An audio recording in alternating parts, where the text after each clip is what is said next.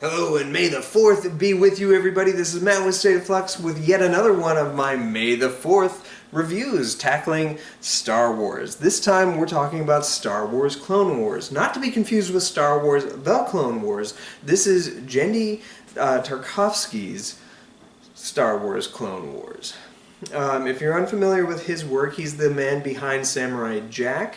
And he brings his energy to a series of Star Wars shorts, which can be strung together into a feature-length film that takes place between Attack of the Clones and Revenge of the Sith, bridging the gap in a really effective way, giving you 3 to 5 minute little stories in the beginning of the Jedi action during Clone Wars. However, towards the end of it, it seems like it's honestly a genuine trial run for what would turn into the Clone Wars that Dave Filoni is famous for bringing forth in the end of the 2000s. But this actually came out in real time between episodes 2 and 3. They were little shorts that aired in between shows on Comedy Central. No, not Comedy Central, Cartoon Network, my apologies. On Cartoon Network. And I watched them when I could, but it was hard for me to actually keep track of it all because I had a life by that point, and Star Wars was not necessarily the forefront of my attention, especially after Attack of the Clones. That said, when the disc came out, I was had a lot more fun with it, watching it in quick succession. And the first disc is very, very episodic. Some of the stories kind of connect, but it just feels like a bunch of little one-offs. It's mostly disposable, but well animated. They get some voice acting that is relatively solid. I was really impressed with the guy who does Obi-Wan's voice. He's not exactly Ewan McGregor, but he sounds enough like him to buy that is him, with his like "hello there" and things like that. He's pretty good. In fact, I think it's the same guy who does the voice work for him even to this day in the animated works. Anakin sounds much closer to Hayden Christensen's interpretation, and he thankfully tones it down between the first volume and the second volume. But I'll touch on that in a moment.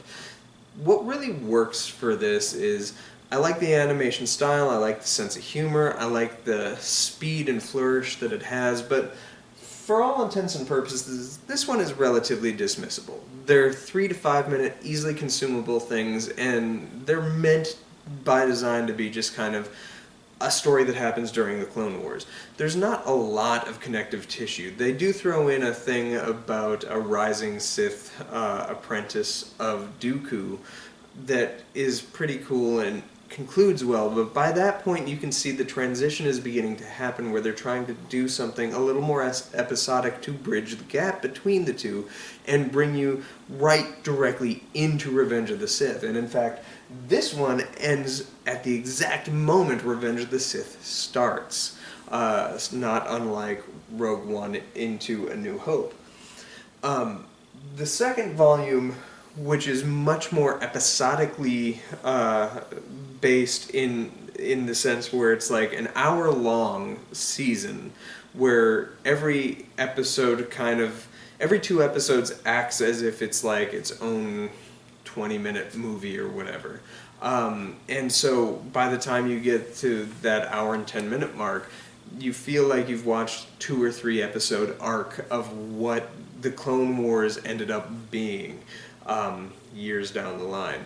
The animation has improved, the voice acting has improved, the tone feels much more consistent to that of Revenge of the Sith.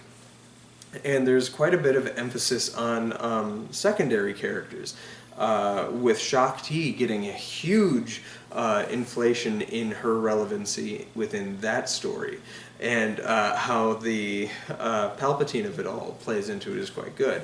I really like the second half of it, and this is a rare disc to find, and if you have it, it's probably worth something, and if you want to get it, it's genuinely pretty rare. That being said, Disney was gracious enough to drop all these last year on their platform, because prior to that they hadn't been in existence unless you had bought them back in 2004 when they came out, or 2005. This one came out shortly after Revenge of the Sith had completed its theatrical run. But that being said, these are worth your time. I have affection for especially the second one quite a bit. I think it stands shoulder to shoulder with the best episodes that you got of early The Clone Wars before it really ruminated in its political aspirations to flesh out the politics of the Clone War era Star Wars stuff that you got in the back half of the Clone Wars TV show. And it seems like a really good trial run. If you've watched The Clone Wars, check out Tartakovsky's Clone Wars. I like it. I think it's very strong. 3 stars.